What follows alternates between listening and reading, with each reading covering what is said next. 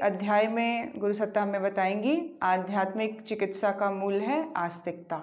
आध्यात्मिक चिकित्सा का जो बेस है वो आस्तिकता वाला अंतःकरण है। आस्तिकता के अस्तित्व को झुटलाना संभव नहीं। यह इतना स्पष्ट है जितना कि हम स्वयं हमारा अपना जीवन। जिन्हें जीवन की संपूर्णता का एहसास होता है वे आस्तिकता की अनुभूति किए बिना नहीं रहते। क्या कह रहे हैं गुरुदेव? जिन्हें जीवन की संपूर्णता का एहसास होता है वे आस्तिकता की अनुभूति किए बिना नहीं रह सकते। कंप्लीट लाइफ को एक्सपीरियंस करने के लिए ये जो सूक्ष्म एस्पेक्ट है जिसको आस्तिकता कहा जाता है, इसकी अनुभूति किए बिना लाइफ को कंप्लीटली एक्सपीरियंस नहीं किया जा सकता। कंप्लीट एक्सपीरियंस लेने के लिए आस्तिकता का जीवन में होना बहुत ज़रूरी है। जो आस्तिकता को नकारते हैं दरअसल वे जिंदगी को नकारते हैं, अपने आप को अस्वीकार करते हैं। आस्तिकता का मतलब है जीवन के होने की सच्ची स्वीकारोक्ति, जीवन और जगत के संबंधों की सूक्ष्म व सघन अनुभूति। लोक प्रचलन में ईश्वर के प्रति विश्वास या आस्था को आस्तिकता का पर्याय माना जाता है। क्या कह रहे हैं गुरुदेव? आस्तिक होने से के द्वारा ही जीवन को संपूर्ण तरीके से अनुभव किया जा सकता है।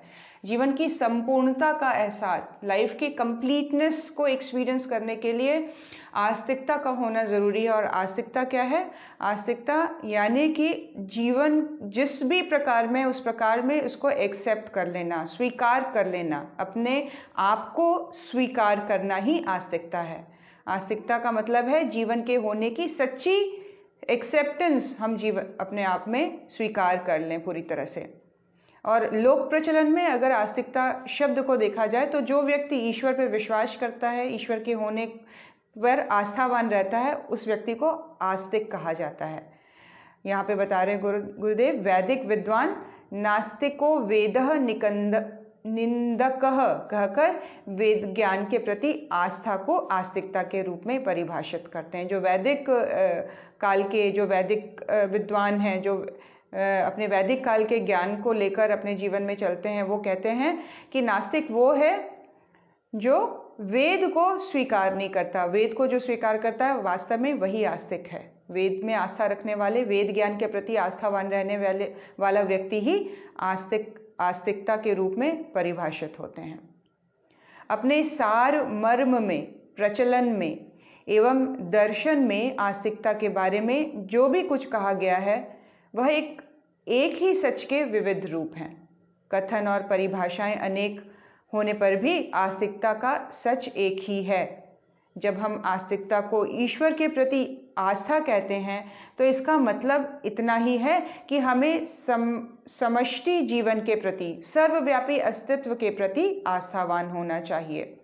क्या कह रहे हैं गुरुदेव कि आस्तिकता को डिफरेंट रिलीजन में डिफरेंट तरीके से डिफाइन किया जा सकता है, डिफरेंट भाषाओं में डिफरेंट डेफिनेशंस के थ्रू डिफाइन किया जा सकता है, लेकिन मूल जो क्या है आस्तिकतावान होने का, कि हम संपूर्ण सृष्टि के सिस्टम के प्रति आस्थावान हैं, कर्म फल के प्रति आस्थावान हैं, हम अपनी भावनाओं के शुद्ध होने के प्रति आस्थावान हैं, हम हमारा अंतःकरण की शुद्धि के प्रति, विचारों की श्रेष्ठता के प्रति हम आस्थावान होते चले जाएं।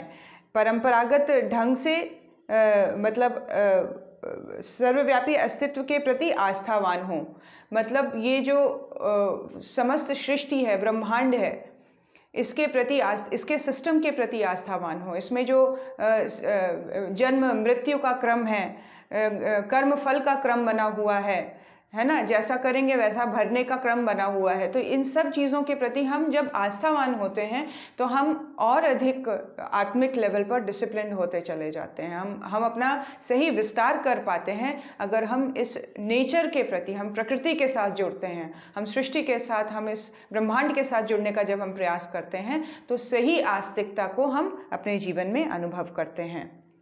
परंपरागत ढंग से सोचे तो प्राचीन ऋषिगणों ने जीवन और जगत की सूक्ष्मताओं एवं गहनताओं का जो ज्ञान पाया वही वेद में संकलित है।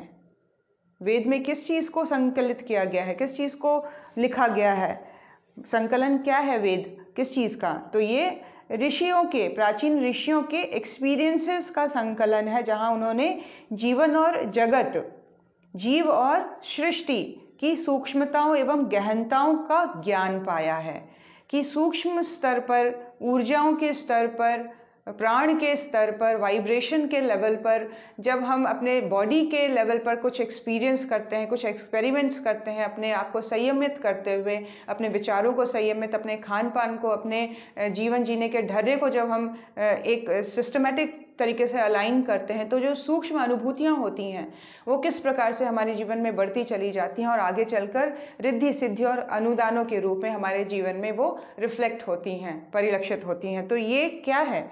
ये गुरुदेव बता रहे हैं परंपरागत ढंग से जो एक्सपीरियंसेस ऋषियों ने जगत और जीवन की सूक्ष्मताओं और गहनताओं को पाया है, उन्हीं को वेदों में संकलित उन्होंने किया है, वेदों में उनको उन्होंने लिख डाला है। इसकी अवहेलना या उपेक्षा करके हम जीवन के समग्र विकास को कभी भी नहीं पा पाएंगे। तो ऋषि मुनियों की अवहेलना अगर हम करते हैं, यानी कि हम नेचर के अगेंस्ट में जाने का प्रयास करते हैं, हम उनको उथला मानते हैं, हम उनको वैल्यू नहीं देते हैं जीवन में, तो हम सही आस्तिकता की अवहेलना करते हैं और हम उस सूक्ष्मताओं को हम कभी भी एक्सपीरियंस नहीं कर सकते।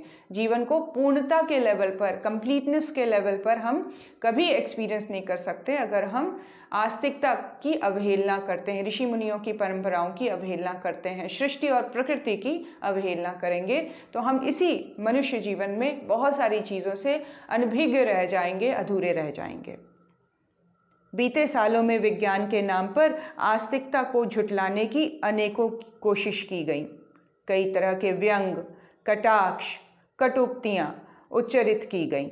बात यहाँ तक बढ़ी कि नास्तिकता को वैज्ञानिकता का पर्याय माना जाने लगा। बीच में जो अंधकार युग आया, उसके दौरान बहुत सारे लोगों ने हमारे ऋषि मुनियों के इस महान देन के ऊपर कटाक्ष किए हैं। डिफरेंट तरीके से उपवास के ऊपर व्यंग हुआ है, शिवलिंग के ऊपर जल चढ़ाने में व्यंग किया गया है, हिंदुओं के बहुत सारी परंपराओं को लेकर व्यंग्यात्मक रूप से, और पढ़े लिखे ऐसे लोग जो दुष्ट प्रकृति से इस एम को लेकर कि हिंदुत्व को हिंदुस्तान से उखाड़ फेंकना है, उस एम को लेकर बहुत सारे नास्तिकता वाली चीज़ों को वैज्ञानिक तरीके से सही ठहराने का प्रयास किया गया। ऐसे बहुत सारे उपक्रम चले जहां भारत की आस्तिकता के ऊपर कठोर आघात किए गए। इस उल्टी सोच ने अनेकों उल्टे काम किए। समष्टि जीवन चेतना को नकारने और स्वार्थपरता पर अहंता को भारी बढ़ावा मिला। क्या हुआ कि प्रकृति से जुड़े जीवन से रिलेटेड जो कॉन्शियसनेस जागृत हो रही थी लोगों में अपने भारतीय परंपरा के साथ जुड़ने की वजह से, उसको नकारने की और स्वार्थपरता और अपने अहंकार को, अपने झूठे अहम को, अपने ईगो को बढ़ावा देने की, उसके बढ़े चढ़े होने के अहंकार को प्रदर्शित करने को बढ़ावा मिलने लग गया। इस तरह की वृत्तियों का जागरण होने लग गया। आज हम विदेश में देखते हैं तो विदेश में किस तरह का कल्चर वो है, फेमस है, या कहेंगे कि किस चीज़ को वहाँ के लोग लेके चलते हैं बड़े आराम से। तो वहाँ पे प्रधानता है फिजिकल लेवल पर ब्यूटी को देखने की। बॉडी के लेवल पर आपको बहुत ही हाईफाई ढंग से रहना पड़ेगा। बॉडी के लेवल पर, ईगो के लेवल पर, एजुकेशन के लेवल पर, अपने अहंकार के प्रदर्शन के लेवल पर, चीज़ों को इकट्ठा करने के लेवल पर जब हम देखते हैं तो ये विदेशी संस्कृति है, ये हमारी भारतीय संस्कृति नहीं है। वेस्टर्न कल्चर है जिसने हमारे ऊपर बीच के काल में बहुत हमारे ऊपर आघात किया, और एक समय आया जब लोगों ने उस संस्कृति को एक्सेप्ट करना शुरू कर दिया, जिसकी वजह से स्वार्थपरता बढ़ती चली गई। स्वार्थपरता, संकीर्णता, अपने तक फोकस्ड, अपने परिवार के 4 लोगों तक फोकस्ड, बूढ़े माँ बाप का पूरी तरह से बहिष्कार, पूरी तरह से असम्मान, पूरी तरह से उनको नकारा जाना, अपनी संस्कृति को दुत्कारा जाना, समाज में मातृत्व की भावना का असम्मान करना, नारी के प्रति असम्मान, ये सारी दुष्टताएं हमारे खुद की संस्कृति के भ्रष्ट हो जाने की वजह से उपजी हैं। यहाँ पर जहाँ हमने वेस्टर्नाइजेशन को एक्सेप्ट किया, वहाँ लोग संकीर्ण होते चले गए, वहाँ अहंकार की पूर्ति होती चली गई, वहाँ अपने लिए लोगों का अहंकार, अपने लिए समय, अपने लिए अपना इम्पोर्टेंस, अपनी ज़रूरतें इतनी हाई लेवल पर फोकस्ड हो गई कि जीवन बहुत ही संकीर्ण और गला सड़ा सा, खंडर सा होकर रह गया। कारण अपनी संस्कृति को, आस्तिकतावान संस्कृति से हम दूर होते चले गए। प्राकृतिक संसाधनों का अंधाधुंध दोहन हुआ। मानवीय अहंकार की चपेट में आकर जीव जंतुओं की अनगिनत प्रजातियां भी नष्ट होने लगी। प्रकृति को डिस्टर्ब करना शुरू कर दिया इस स्वार्थपरता वाली, इस अहंकार से बड़ी वृत्तियों ने। हम प्रकृति का दोहन करने लग गए। हम अपनी अहंकार के चपेट में आकर कई सारे जीव जंतुओं का हमने हनन कर दिया, प्रजातियां नष्ट हो गईं। इसी के साथ प्राकृतिक संकटों के बादल भी गहराने लगे। पर्यावरण संकट में आ गया, मौसम के संकट, भांति भांति की बीमारियां, महामारियां, आपदाएं इंसानी जिंदगी को दबोचने की तैयारियां करने लगी। आज की सिनेरियो को देख लीजिए। आज किस प्रकार से डर के हर एक व्यक्ति अपने आप को संयमित कर रहा है। जहां नॉनवेज खाने की बाढ़ थी, आज लोगों ने नॉनवेज खाना डर के मारे छोड़ दिया है, क्योंकि इस कोरोना के डर ने लोगों को बहुत डिस्टर्ब कर दिया। ये महामारी का अगर सही तरीके से स्वरूप देखा जाए तो माँ क्रोध में आ गई है, प्रकृति क्रोध में आ गई है। जब माँ क्रोध में आती है तो बच्चे को दुबक कर बैठ जाना पड़ता है, एक जगह डिसिप्लिन हो जाना पड़ता है, उसको अपने पुराने ढर्रों को बदल देना पड़ता है, तौर तरीकों को बदल देना पड़ता है। तो ये महामारी जो आई है, ये बीमारियां जो उठ के खड़ी हो रही हैं, निश्चित ही कहीं ना कहीं हमारे ऊपर प्रकृति का प्रकोप तो है, लेकिन हमें ही सुधारने के लिए है। फाइनली हमारे लिए ही वो, फ्यूचर के लिए हमारे लिए ही मार्ग प्रशस्त कर रही हैं कि और गलत दिशा की अगर आगे बढ़ेंगे तो अपना ही विनाश करेंगे ये। इसीलिए क्रोध में प्रकृति स्वयं खड़ी हो गई है, चाहे उसने महामारी का रूप लिया हो, चाहे अलग अलग बीमारियां, प्राकृतिक आपदाएं, मौसम में संकट के रूप में, ये फलतः मूल रूप से हमारे ही सुधार के रूप में ये सारी चीज़ें हमारे सामने खड़ी हो गई हैं। स्वार्थ लिप्सा से आपदाएं, स्वार्थ लिप्सा से ग्रसित अहंकारी मानव को मनोरोग ने भी धर पटका है। आज स्थिति क्या है कि अहंकार की लिप्सा, स्वार्थपरता, अहंता को जब हम भारी बढ़ावा देने लग जाते हैं तो अंततः जीवन कैसा हो जाता है, मनोरोग से ग्रसित, डिप्रेस्ड लोग आज आपको ज़्यादा दिखाई देंगे। परेशान लोग, मानसिक रूप से दबे हुए, बुझे हुए, निराश, डरे और भयभीत लोगों की संख्या अब बढ़ गई है। यह सब हुआ क्यों, किस तरह और कैसे? इन सवालों के जवाब को ढूंढ खोजने में जब वैज्ञानिक जुटे तो उन्होंने अपने प्रयोग के निष्कर्ष में यही पाया कि समष्टि चेतना के अस्तित्व को नकारा नहीं जा सकता। क्या कह रहे हैं कि जब वो रूट कॉज खोजने निकला है वैज्ञानिक इन सब चीज़ों के पीछे, तो क्या पाया गया है कि ये समस्त प्रकृति के साथ मानव जीवन का जो अस्तित्व है उसको नकारा जा रहा है। प्रकृति के साथ चलने के लिए जब जीवन ने अपने आप को रोका, जीव ने अपने आप को प्रकृति के अगेंस्ट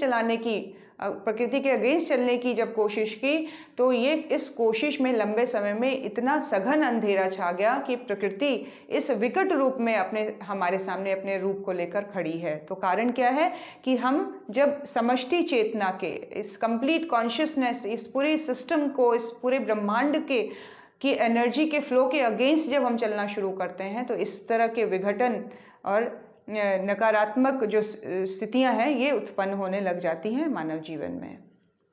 वैज्ञानिक समुदाय को हार मानकर यह बात स्वीकार करनी पड़ी कि जीवन के सभी तंतु एक दूसरे से गहराई से गुथे हुए हैं। जीवन का हर एक एस्पेक्ट एक दूसरे से गहराई से जुड़ा हुआ है। जीव प्रकृति के अगेंस्ट नहीं चल सकता, बहुत देर तक चलेगा तो इस तरह के विध्वंसक परिणाम उसके सामने आएंगे। जीवन और जगत अपनी गहराइयों में परस्पर जुड़े हुए हैं। ये पूरा सिस्टम, ये पूरा इकोसिस्टम जिस हिसाब से बना हुआ है, उसके हिसाब से हमें अपने जीवन को लेकर चलना होगा। प्रकृति के साथ जुड़कर हमें अपना खान पान बनाना होगा। प्रकृति के अकॉर्डिंग हमें अपने जीवन की चर्याएं बनानी पड़ेंगी, रूटीन्स बनाने पड़ेंगे, ढर्रे बनाने पड़ेंगे, सोच विचार संस्कृति के अकॉर्डिंग अपना के लेकर चलना होगा। ये हम अपने आप को पूर्वज मान के चलें कि भारत और भारतीय संस्कृति सबसे पुरातन है, हमारा ज्ञान सबसे पुराना है, और इस बात को जानते हुए हम ज्ञान के लेवल पर सबसे सीनियर हैं। इसीलिए हमारा एटीट्यूड सबसे ज़्यादा, हम भारतीयों का एटीट्यूड सबसे ज़्यादा डिसिप्लिन और सबसे ज़्यादा सिस्टमैटिक होना चाहिए। जैसे आज की डेट में हम सबसे डिसिप्लिन कंट्री के रूप में जापान को देखते हैं, जहाँ पर हर एक जो सिटीज़न है जापान का, वो सफाई को लेकर बहुत व्यवस्थित है, बहुत स्ट्रिक्ट है, बहुत सिस्टमेटिक तरीके से वहाँ पर स्कूल के बच्चों को सफाई की ट्रेनिंग दी जाती है, डिसिप्लिन रहने की ट्रेनिंग दी जाती है, और भी बहुत सारे एस्पेक्ट है जो उस देश को बहुत महान बनाते हैं। आज वो समय है जब इस तरह से हर एक भारतीय अपने आप को डिसिप्लिन बनाता चला जाए। वहाँ पे बताने की ज़रूरत नहीं कि हम भारतीय हैं, इस बात का हमें गर्व हो, इस बात को बोर्ड में लिख के समझाने की ज़रूरत नहीं, हमारे जहन में, हमारे अंतःकरण में ये बात छप जाए कि we are the senior most people in the whole universe. हमारे ऋषि मुनियों ने समस्त विश्व को ज्ञान दिया, हम उनके बच्चे हैं, तो उनके बच्चे होने के नाते हम कितने डिसिप्लिन हों। ज़्यादा दूर जाने की ज़रूरत नहीं है। परम पूज्य गुरुदेव परम वंदनीय माता जी, जिनके साथ हमें जुड़े हुए 20-25 वर्ष हो गए हैं, उनका अनुकरण करना बहुत सीरियस लेवल पर हम शुरू कर दें। हम उनको अपने जीवन में स्थिर करना शुरू कर दें, आदर्शों के नाम पर, प्रिंसिपल्स के नाम पर। हम अगर चाहते हैं कि इस तरह के विघटनकारी चीज़ें समाज से, प्रकृति से निकलते चली जाएं, प्रकृति बैलेंस और प्रसन्न होती चली जाए, प्रकृति माता, सृष्टि माता हमसे प्रसन्न हो, हम पर उदार हो, तो बहुत ज़रूरी है कि हम भारतीय सबसे पहले खड़े हो जाएं डिसिप्लिन के नाम पर, प्रथाओं के नाम पर, जीवन को जीने के नाम पर, संकीर्ण स्वार्थपरता को त्यागने के नाम पर, अपने एक बहुत ब्रॉड माइंडसेट को लेकर समाज में निकलने के नाम पर, और अपने हर एक लेवल पर डिसिप्लिन हो जाए, खान पान का, पहनावे का, सोने पीने, खाने पीने का, आचार व्यवहार का, आदान प्रदान का, हर एक क्रम हमारे जीवन में श्रेष्ठ होता चला जाए, डिसिप्लिन होता चला जाए। हम अपने आप को एक स्पेशल एंटिटी के रूप में देखें इस पूरे विश्व में। कल समस्त विश्व भारत की ओर देखेगा। ज्ञान का संचार भारत से होने वाला है, सीख हम भारतीय ही समस्त विश्व को देंगे अल्टीमेटली। इसलिए अपने आप को रेडी कर लीजिए। समस्त अंतरिक्ष, समस्त प्रकृति, ब्रह्मांड आज भारत की तरफ देख रही है। हम भारतवासियों को उपासना से, साधना से, आराधना से अपने जीवन को डिसिप्लिन कर देना चाहिए। अब वो एक तरह से एक बहुत ज़बरदस्त अपॉर्चुनिटी हम सब की तरफ आ रही है। समस्त ऋषिगण आंखें उठाकर, सर उठाकर ढूंढ रहे हैं, खोज रहे हैं ऐसी चेतनात्मक वृत्तियों वाले लोगों को जिनके अंदर समाज में परिवर्तन लाने की क्षमता आ गई, जिनका अपना जीवन सुधर गया, जिनका अपना जीवन श्रेष्ठ हो गया है, जिसमें वो शक्ति, वो साहस, वो ताकत आ गई है कि जिसके कार्य में, जिसकी वाणी में वो ताकत हो कि जिसको सुनकर लोगों का मन बदलता चला जाए, लोगों के रूटीन्स, लोगों का ढर्रा, लोगों के पैटर्न्स, लोगों के तरीके, लोगों के संस्कार, खुद के अंतर मन में क्वेश्चन मार्क जागृत हो, मैं ऐसी क्यों हूँ, मैं ऐसा क्यों हूँ, क्यों ना मैं अपने इस लाइफस्टाइल को चेंज करूँ आज से, अभी से। हमारे ऋषियों ने कहा सूर्य के साथ जग जाओ, सूर्योदय से पहले जगिए, उस जगने को एक्सपीरियंस करिए। वो कितना ज़बरदस्त एक्सपीरियंस होता है, कितना प्रचंड वाइब्रेशन आपके पूरे बॉडी में क्रिएट हो जाती है अगर सूर्योदय के समय आप उपासना कर रहे हैं। तो उस वाइब्रेशन को फील करने के लिए मेहनत करिए, सुबह जल्दी उठिए, सूर्यास्त से पहले खाना खा लीजिए, डिनर कर लीजिए। 7-7:30 बजे तक डिनर हो जाना चाहिए सभी भारतीयों का, सभी गुरुदेव से जुड़े बच्चों का 7:30 बजे डिनर खत्म। सामूहिक रूप से प्रार्थना करके सोइए। सोने का क्रम, समस्त परिवारजन आपस में बैठ के बातचीत करें, अच्छे पॉजिटिव स्टेटमेंट्स से एक दूसरे को प्रोत्साहन देकर, अच्छे से बातें करके एक दूसरे को प्रेम देकर सोएं, और बहुत ही सुंदर एनर्जेटिक फॉर्म में प्रातःकाल की प्रार्थना के साथ आदरणीय जीजी माँ की आवाज़ को सुनते हुए अपने दिन की शुरुआत करें, जहाँ वो बोलती हैं हमारे 24 घंटे का एक एक क्षण क्षण व्यवस्थित तरीके से, एक सिस्टमेटिक तरीके से, एक ऊर्जावान तरीके से परम पूज्य गुरुदेव पंडित श्री राम शर्मा के बच्चे होने के नाते हमारा एक एक क्षण कैसे बीतना चाहिए, इस बात की अलर्टनेस, अवेयरनेस बनी रहे और उस अकॉर्डिंग हम अपना रूटीन बनाते चले जाएं।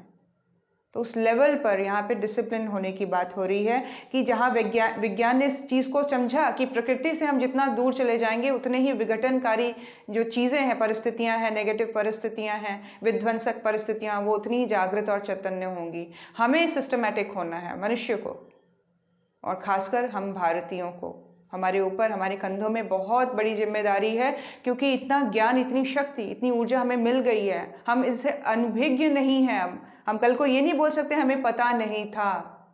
हमें सब पता है, हमें सब बताया गया है, हम बचपन से सब सुनते आ रहे हैं। इट्स जस्ट दैट कि ये प्रचलन कॉमन नहीं दिख रहा है कि आस पड़ोस में एक से बड़ा एक साधक अगर होने लग जाए, आस पड़ोस में ऐसी कहानी दिखने लग जाए जहाँ लोग सुबह 4 बजे उठ रहे हैं, ध्यान कर रहे हैं, समाज में निकल के सेवा कार्य हो रही है, गौशालाएं बन रही हैं, गऊ की सेवा के लिए लोग प्रेरित हो रहे हैं। तो इस तरह की जहाँ हम प्रकृति से जुड़ने का प्रयास कर रहे हैं, लोग अपनी ऑर्गेनिक सब्जियां खुद लगा रहे हैं, अपने घर में किचन गार्डन उगाने का एक रिवॉल्यूशन चल पड़ा है। इस तरह से हम प्रकृति से कितने सघन लेवल पर हम जुड़ते चले जाएं, और ऊपर के लेवल पर, रूटीन और टाइम के लेवल पर, और चीज़ों को अपने जीवन में करने के, कर्म के लेवल पर, आस्थाओं के लेवल पर, हम कितने प्रिंसिपल्स के लेवल पर, हम कितने डिसिप्लिन और सीरियस होते चले जा रहे हैं। तो ये प्रकृति उसके अकॉर्डिंग हमारे लिए उतनी ही सुंदर, उतनी ही प्रखर, उतनी ही फलदायी होती चली जाएगी।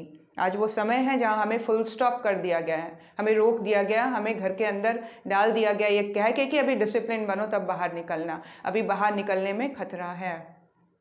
क्यों? हमें डिसिप्लिन होना है, हमने अपने ऊपर विचार करना है। अब घर में बैठ के अपने आप से बात करें, अपने आप को देखें, अपने आप को एनालाइज करें, और उसके अकॉर्डिंग हम एक नए रूटीन के साथ, एक नई शक्ति, एक नई ऊर्जा के साथ हम अपने अगले जर्नी की तैयारी करें। जब कोई चीज़ बहुत जोर से वार करनी होती है, या आप देखेंगे खेल में किसी को बहुत लंबी छलांग मारनी होती है, तो कुछ कदम उसको पीछे जाना पड़ता है। ये वही समय है जहाँ हमें रोक दिया गया, जहाँ हमें थोड़ा सा रुक जाने के लिए और पीछे जाने के लिए कहा जा रहा है, क्योंकि हमारा अगला कदम बहुत ज़बरदस्त होगा। हमारा अगला कदम ऐसा प्रचंड होगा कि समस्त विश्व भारत की ओर देखेगा।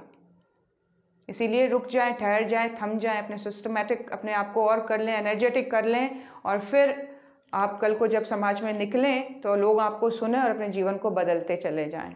आपको देखकर, आपके आचरण से, आपके व्यवहार से, आपकी वाणी से आप अपने गुरु को रिप्रेजेंट करें अपने ही पर्सनैलिटी के द्वारा।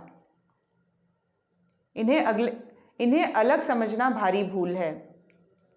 ये वैज्ञानिक निष्कर्ष प्रकारांतर में इकोलॉजी, इकोसिस्टम, डीप इकोलॉजी एवं एनवायरमेंटल साइकोलॉजी जैसी शब्दावली के रूप में प्रकाशित हुआ। ये जो सर्च हुआ जहाँ पे बताया गया जीव और जगत आपस में गहराई से जुड़े हैं, इनको अलग जो समझा जाता है, ये भारी भूल की जाती है।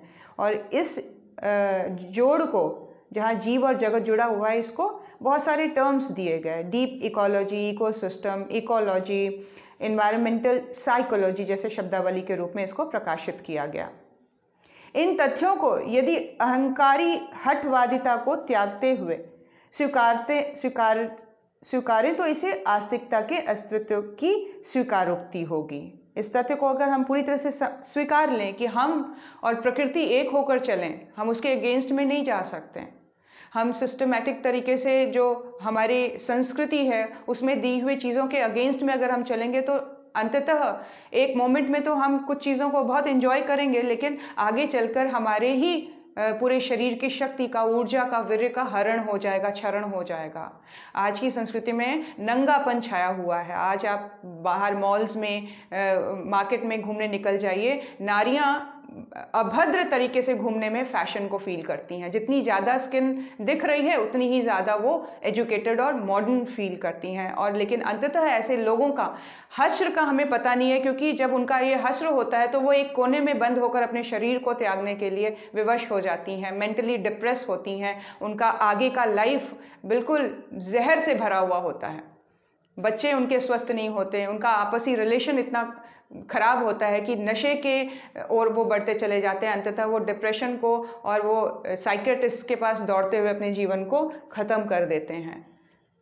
शुरू शुरू में तो यंग बॉडी में तो हर एक चीज़ बहुत अच्छी लगती है, जोश होता है, सब कुछ होता है, लेकिन 33, 35, 44 के आते आते सारी चीज़ें ढलने लग जाती हैं, गिरने और गलने लग जाती हैं। इस चीज़ को जितनी जल्दी समझ लिया जाए, अपनी संस्कृति से जितनी जल्दी हम जुड़ जाएं, उतने ही हम प्राणवान, उतने ही सशक्त, उतने ही हम धैर्यवान और मेंटली स्टेबल अपने आप को फील करेंगे।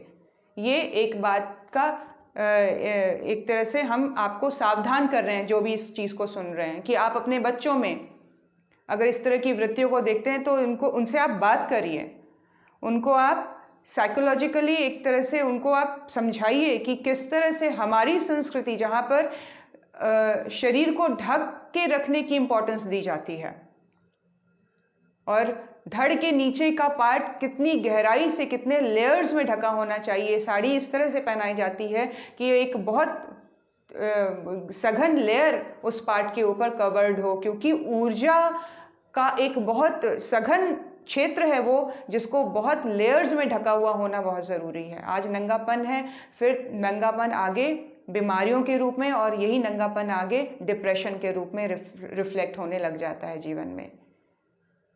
लाइफ में कुछ समझ में नहीं आता, रिलेशंस को मेंटेन करना पता ही नहीं है कैसे है। शादी होती 6 महीने में डिवोर्सेस हो जाते हैं। क्या है रीज़न?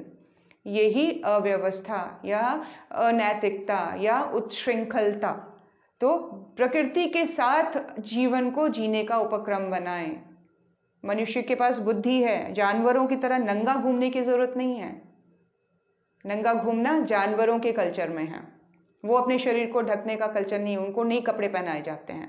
तो ये जानवरों वाले कल्चर में, ये अज्ञानी लोगों के जो वेस्टर्न कल्चर हैं, इनको ना अपनाएं। उनके पास कुछ भी नहीं है बताने और देने को। उन्होंने जो सीखा है हमसे ही सीखा है, इसके उनकी अज्ञानतावश अपनाई गई संस्कृति को हमारे बच्चे ना अपनाएं। हम अपने बच्चों को प्राणवान, वीर्यवान बनाएं। इस बात की जिम्मेदारी हर एक नारी के हाथ में है, हर एक माँ के हाथ में है। जीवन जितना प्रकृति के साथ जुड़ा रहेगा, उतने ही हम स्वस्थ और आनंदित होंगे। इस वैज्ञानिक निष्कर्ष के बारे में युगों पूर्व भगवद गीता में कहा गया है, सूत्रे मणि गणाइव, यानी कि जीवन के सभी रूप एक परम दिव्य चेतना के सूत्र के में मणियों की भांति गुथे हुए हैं। जीवन के सभी रूप एक परम दिव्य चेतना के सूत्र में मणियों की भांति गुथे हुए हैं। हर एक एस्पेक्ट, हर एक मनुष्य जीवन का डायमेंशन एक दूसरे से बहुत गहरे रूप से जुड़ा हुआ है।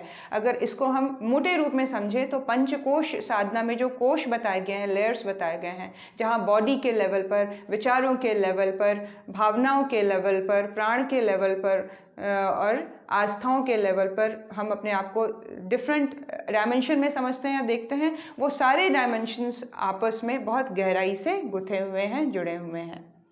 उपनिषदों में इसी सच्चाई को अयमात्म ब्रह्म कहकर प्रतिपादित किया गया है। उपनिषद में ये जो गुंथन है, इसको एक शब्द में बताया गया है, अयमात्म ब्रह्म। इसका मतलब यह है कि मेरी अंतरात्मा ही ब्राह्मी चेतना का विस्तार है। मेरी अंतरात्मा, मेरा कॉन्शियसनेस, मेरा मूल स्वरूप ईश्वर के अंश के रूप में मेरे अंदर स्थापित है। इसे यूं भी कहा जा सकता है कि अपने जीवन का भाव भरा विस्तार ही यह जगत है। यह जगत क्या है? अपने ही जीवन का भाव भरा विस्तार। हमारे अंदर की जो भावनात्मक चीज़ें बहुत गहराई से हमने जिस चीज़ों को पकड़ के रखा हुआ है, वो रिफ्लेक्शन आपको बाहर के जगत में दिखाई देगा। हमारा ही अंतर्मन का रिफ्लेक्शन ही हमारी दुनिया है। तो this world is like mirror to our inner core. हमारे अंतर्मन की झलक ही ये दुनिया के रूप में देखा जा सकता है।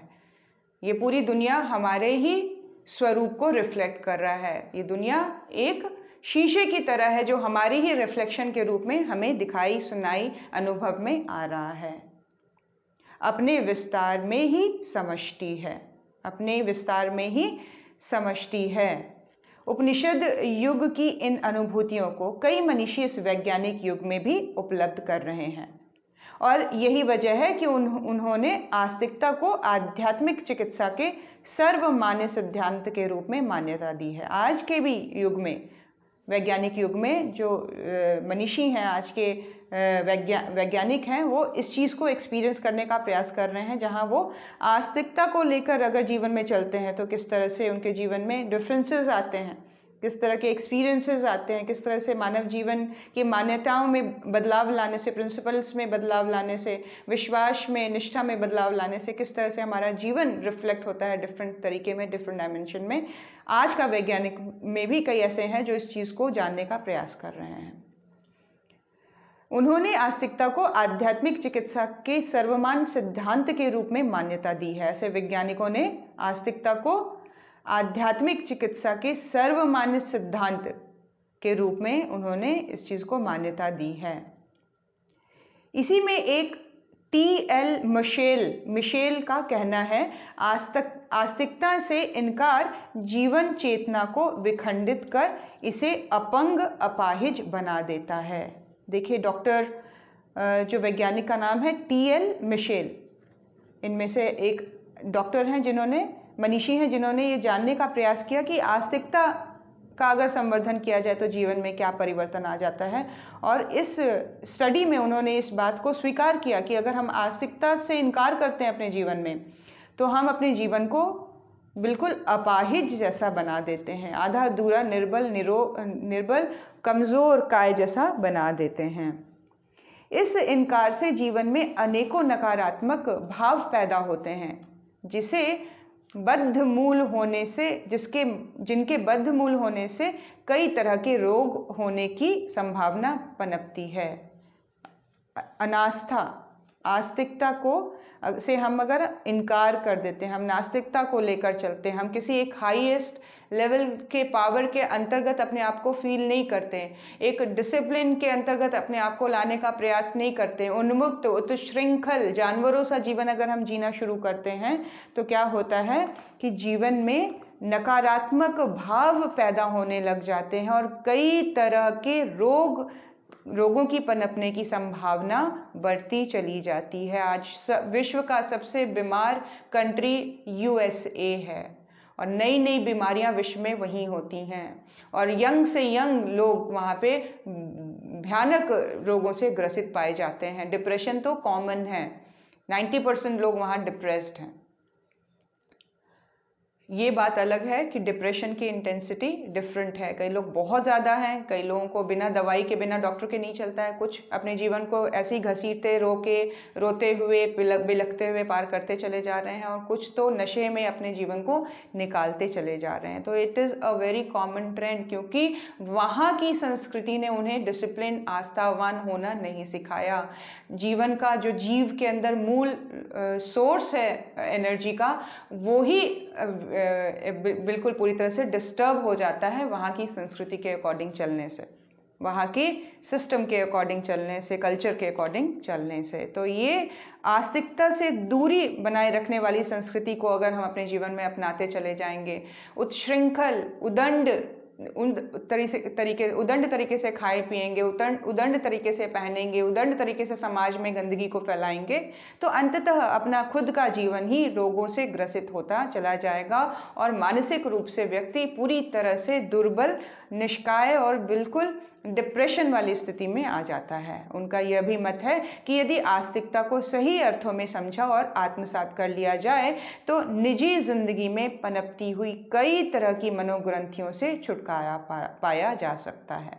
उनका क्या मत है डॉक्टर मिशेल का, कि यदि हम आस्थावान बन जाते हैं, हम आस्तिकता को सही अर्थों में अपने जीवन में अपनाना शुरू कर देते हैं, हम प्रकृति के साथ चलने के लिए हम डिसिप्लिन हो जाते हैं, हम अपनी भारतीय संस्कृति को सम्मान करने लग जाते हैं, हम समाज में मातृत्व को सम्मान देने लग जाते हैं, तो हमारी जिंदगी में जो मनोग्रंथियां पनप गई थी उन सब से हमें छुटकारा मिलने का उनसे छुटकारा मिलने का मार्ग मिल जाता है। इस संबंध में अंग्रेज पत्रकार एवं लेखक पॉल ब्रांटन की अनुभूति बहुत ही मधुर है और एक इंसिडेंट के रूप में आगे सुनेंगे। पॉल ब्रांटन जो कि एक पत्रकार और लेखक हैं, उनके बारे में बता रहे हैं गुरुसत्ता। कह रहे हैं, कई देशों की यात्रा करने के बाद पॉल ब्रांटन भारतवर्ष आए। अपनी खोजी प्रकृति के कारण वहाँ वे कई महान विभूतियों से मिले। भारतवर्ष वे आए और ऐसे कई विभूतियों से मिले जिनसे उनको ज्ञान हासिल हुआ। इनमें से कई सिद्ध और चमत्कारी महापुरुष भी थे, लेकिन ये सभी चमत्कार अचरज से भरे करतब उनकी जिज्ञासाओं का समाधान ना दे पाए। क्या कह रहे हैं कि उन्होंने चमत्कार तो बहुत देखे, लेकिन जो उनके अंतर मन में जिज्ञासा थी, जो क्वेश्चंस थे, वो सॉल्व नहीं हो पाए इन चमत्कारों के द्वारा। ऐसे सिद्ध पुरुष दिखाई दिए जिन्होंने उनको बहुत सारे चमत्कार दिखाए, लेकिन उनके जो क्वेश्चंस थे वो उससे सॉल्व नहीं हुए। इन सारी भेंट मुलाकातों के बावजूद उनके सवाल अनुत्तरित रहे। मन जस का तस अशांत बना रहा। वे अपने आप में आध्यात्मिक चिकित्सा की गहरी आवश्यकता महसूस कर रहे थे। पर यह संभव कैसे हो? अपने सोच विचार एवं चिंतन के इन्हीं क्षणों में उन्हें महर्षि रमण का पता चला। किनका पता चला? महर्षि रमण। अपनी इसी सोच विचार के गहराई में वो डूबे हुए थे और ये सोच रहे थे कि मेरे किसी भी आंसर, मेरी जिज्ञासाएं शांत नहीं हो रही हैं, मेरा जो क्वेश्चंस है वो पूरी तरह से सॉल्व नहीं हो रहा है, तो मैं क्या करूं? तो अंतर मन में आवाज़ उठी कि आप महर्षि रमण से मिलो। तमिलनाडु के तिरुवन्नामलाई स्थान पर साधना करने वाले योगीवर महर्षि रमण पवित्र पर्वत अरुणाचलम में तप कर रहे संत रमण महर्षि। इस नाम से उनके हृदय के तारों में एक मधुर झंकार पैदा हो गई। महर्षि रमन ने अपने समय में कई ऐसे विदेशियों को ज्ञान का मार्ग दिया और उनके जीवन को परिवर्तित किया। तो ये भी उनमें से एक थे जिनके अंतर मन में उनका नाम स्वतः ही गूंज गया। उन्हें ऐसा लगा जैसे महर्षि अपने अदृश्य स्वरों से उन्हें आमंत्रित कर रहे हैं। क्या उनको लगा कि एक सूक्ष्म इंट्यूशन उनके मन में गुंजायमान हो गया, बहुत क्लियर मैसेज आ गया उनके अंतर मन में कि महर्षि रमण स्वयं उनको आमंत्रित कर रहे हों। स्वर अनजाने थे पर पुकार आत्मीय थी। वह चल पड़े। कुछ एक दिन में अपनी इस यात्रा को पूरी कर वह पवित्र पर्वत अरुणाचलम के भद्र प्रांत में पहुंच गए। यहाँ पहुंचकर उन्हें पता चला कि महर्षि अभी अपनी गुफा में हैं, वो साधनारत हैं। हो सकता है कि वे सांझ को नीचे उतरें। पॉल ब्रांटन के लिए यह सांझ की प्रतीक्षा बड़ी कष्टकारी थी, फिर भी उन्होंने धैर्यपूर्वक यह समय गुजारा।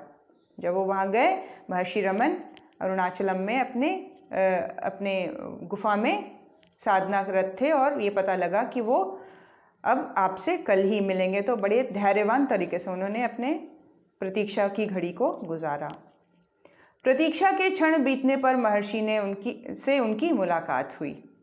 इस मिलन के प्रथम क्षण में ही उन्होंने अपनी जिज्ञासा उड़ेल दी। आस्तिकता क्या है?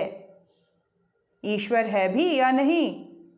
उनके इन सवालों पर महर्षि हंस पड़े और बोले, पहले ये बताओ कि तुम हो या नहीं, और यदि तुम हो तो तुम कौन हो? उनके सहज प्रश्नों के उत्तर में महर्षि के अटपटे प्रश्न। पॉल ब्रांटन कुछ कह सके, पर महर्षि के व्यक्तित्व की पारदर्शी सच्चाई ने उन्हें गहरे तक छू दिया। इससे पहले कि वो महर्षि रमन के इन सवालों का उत्तर दे सके, जहाँ उनके सवाल थे इनिशियली पॉल ब्रांटन के कि ईश्वर है भी, और अगर है भी तो वो कहाँ है, और ये आस्तिकता होती क्या है?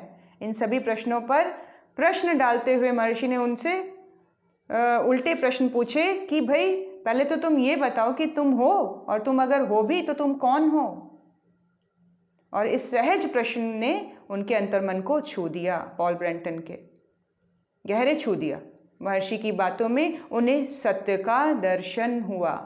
इसी प्रश्न में ही उन्होंने सत्य की अनुभूति कर ली अपने अंतर्मन में। उनको सत्य का दर्शन हुआ और वे मैं कौन हूँ इस प्रश्न का समाधान पाने में जुट गए।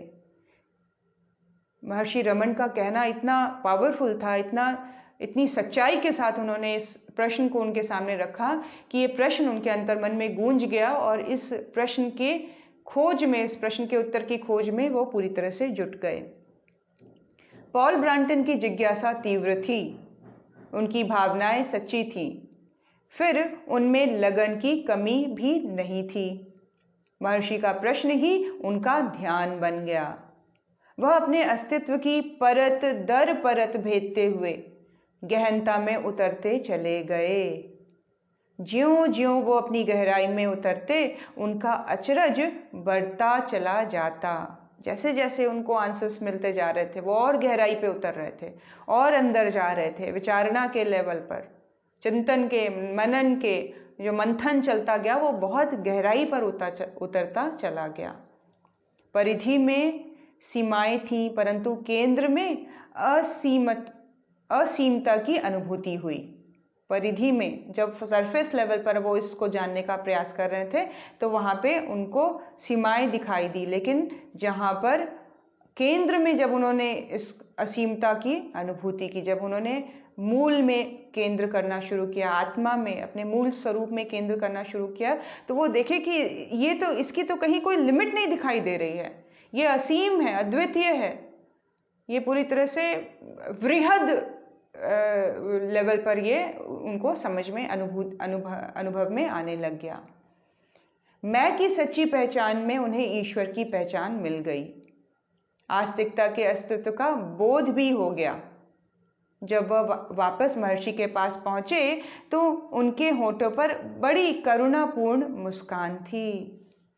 जब ये सारे ज्ञान के बाद, ये सारे एक्सपीरियंस के बाद वापस वो महर्षि रमन के पास पहुंचे तो उनके चेहरे पर बहुत ही करुणापूर्ण मुस्कान थी। पॉल ब्रांटन को देखकर वह बोले, पुत्र, आस्तिकता, आध्यात्मिकता चिकित्सा की एक विधि है। जीवन का सारा दुख इसके अधूरेपन की अनुभूति में है। क्या कह रहे हैं? आस्तिकता, आध्यात्मिकता क्या है? चिकित्सा की एक विधि है। It is a way of treatment. Treatment का तरीका है जिसको हम पूजा तक, कर्मकांड तक, बहुत ही इसके भौंडे स्वरूप को हम जीवन भर लेकर चलते रहते हैं। आस्तिक हूँ, मैं विश्वास करता हूँ भगवान पर, इसको सही ढंग से नहीं समझने के कारण हम अपनी जीवन की चिकित्सा कर ही नहीं पाते। वास्तविक रूप से अगर देखा जाए तो जीवात्मा की ट्रीटमेंट का तरीका है आस्तिक होना, आध्यात्मिक होना, और इस होने में हम अपनी ट्रीटमेंट करते चले जाते हैं, अपने मूल स्वरूप के नज़दीक होते चले जाते हैं, और हर हाल में हम फिजिकल, मेंटल और इमोशनल लेवल पर स्वस्थ, दृढ़ और परिष्कृत होते चले जाते हैं, रिफाइंड होते चले जाते हैं। ये एक चिकित्सा की विधि कही गई है। आध्यात्मिकता और आस्तिकता चिकित्सा की विधि है। ये हमारे ह्यूमन जर्नी का ट्रीटमेंट प्रोसेस है। जीवन का सारा दुख इसके अधूरेपन की अनुभूति है। जीवन में किसी भी प्रकार का अगर दुख है, किसी भी लेवल का दुख, चाहे वो प्रारब्धवश हो रहा हो, आदतों के वश हो रहा हो, परिस्थितियों के वश हो रहा हो, किसी भी समाज में आए एक सामूहिकता के रूप में आज हम इस बहुत बड़े कोरोना प्रॉब्लम को फेस कर रहे हैं, ये सारी चीज़ें अनास्थावान हो जाने के कारण, सामूहिकता के रूप में किए गए गलत कर्म के कारण हम समूची मानव जाति इस चीज़ को भोग रही है, क्योंकि कहीं ना कहीं हमने आध्यात्मिकता को बहुत अधूरे और हल्केपन से अपने जीवन में अनुभव किया है। जीवन का सारा दुख इसके ही अधूरेपन की अनुभूति है। किस चीज़ के अधूरेपन की? आस्तिकता और आध्यात्मिकता का अधूरापन इज इक्वल टू दुख। इसीलिए आध्यात्मिकता और आस्तिकता को पूर्ण रूप से अंगीकार करने का प्रयास करें। हर लेवल पर, कर्म, भाव, गुण, व्यवहार, हर एक लेवल पर आस्तिकता और आध्यात्मिकता को लेकर चलने की बात हो। ईमानदारी, बहादुरी, जिम्मेदारी, समझदारी, ये सब 4 सूत्र हैं। हमें हर लेवल पर आस्थावान बनाती चली जाएंगी, हमें आध्यात्मिक बनाती चली जाएंगी। हम अपनी जिम्मेदारियों को जिम्मेदार होकर पूरी करें, समझदारी के तरीके से, अपने समझदार तरीके से चलें, बहादुर होकर अपने जीवन में डिसीजन लें।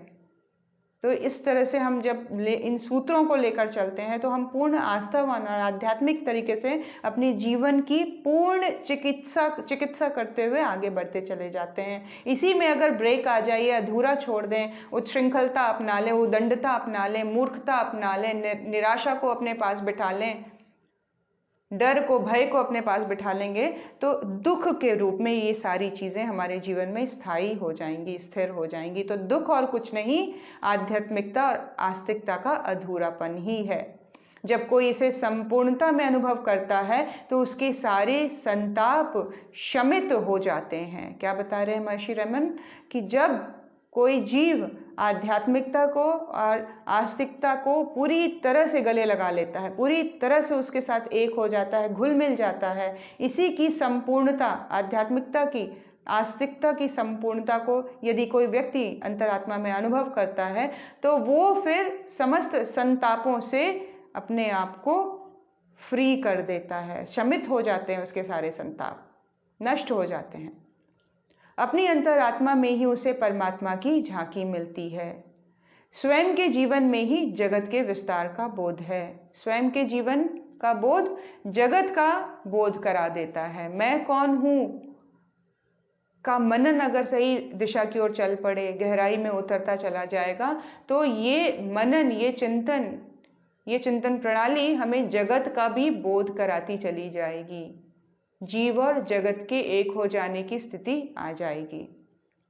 हालांकि इस अनुभूति के लिए नैतिकता की नीति का अनुसरण करना बहुत जरूरी है। नैतिक होना, आस्थावान होना, आस्तिक होना, इसके लिए एक बेसिक एलिमेंट है, एक बहुत, जिसको बोलते हैं कंपल्सरी सब्जेक्ट का होना। साधना के क्षेत्र में आगे बढ़ने के लिए आस्थावान बने, साधना के क्षेत्र में आगे बढ़ने के लिए सही तरह से आस्तिकता को जीवन में अपनाएं। हम एक पूरे ब्रह्मांड के नियम को में आस्थावान होना, यही आस्तिकता है। ईश्वर के बनाए हुए नियमों का पालन करना आस्थावान होना है। प्रकृति के साथ मिलजुल कर चलना, भारतीय संस्कृति को अपने जीवन में बढ़ चढ़कर आगे बढ़कर लेकर चलना आस्थावान होना है, आस्तिकता होना है। और आस्थावान, आस्तिकतावादी होना और आध्यात्मिक होना जीवन की पूर्ण चिकित्सा होने देना है।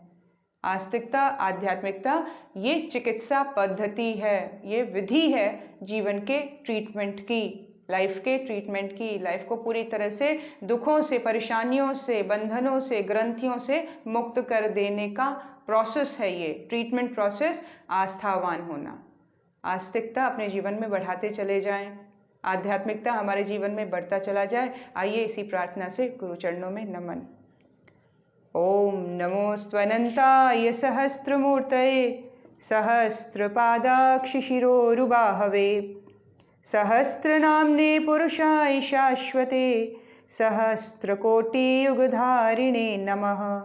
सहस्रकोटियुगधारिणे नमः। ओम श्री गुरुदेवाय नमः। माता भगवते नमः। दादा गुरुदेवाय नमः। गुरु सत्ता के चरणों में नमन। परम पूज्य गुरुदेव, परम वंदनीय माता जी के आशीर्वाद को पूरी तरह से अंतर्मन में, गहराई में अनुभव करें और इस आशीर्वाद के फलस्वरूप हमारा अंतर्मन, हमारा माइंडसेट, हमारा दृष्टिकोण बदलता चला जा रहा है, ट्रांसफॉर्म होता चला जा रहा है। आशीर्वाद का मतलब some change is going to happen now. वो पुराने पैटर्न से हम हट जाएंगे, उस पुराने ढर्रे से अब हम हट जाएंगे, उस पुराने तरीकों को अब हम लेकर नहीं चलेंगे। यही आशीर्वाद है, वो चेंज ही आशीर्वाद है। हम और प्रकृति के साथ, इस ब्रह्मांड के साथ, इस सृष्टि के नियमों के साथ हम अपने आप को बांधेंगे, उसके साथ हम आस्थावान बने रहेंगे। ऐसा अंतर्मन में प्रकाश को उत्पन्न करता हुआ आशीर्वाद और वंदनीय माता जी से प्रसाद रूप में, औषधि के रूप में लड्डू लेने का भाव करते हुए अपने घर आ जाएं, उसको ग्रहण करें। पूर्ण स्वस्थ, आनंदित और उमंग से भरा हुआ जीवन जीने के लिए तैयार, तत्पर। आइए इसी भाव में दृढ़ होकर भारतवर्ष के जगत गुरु होने की प्रचंड प्रार्थना हम सभी उच्च स्वर में गाएं। ओम असतो मा सद्गमय तमसो मा ज्योतिर्गमय मृत्योर्मा अमृतं गमय। ओम शांति शांति शांति सर्वारिष्ट सुशांतिर्भवतु। दोनों हाथों को रगड़ें, मस्तक पर लगाएं।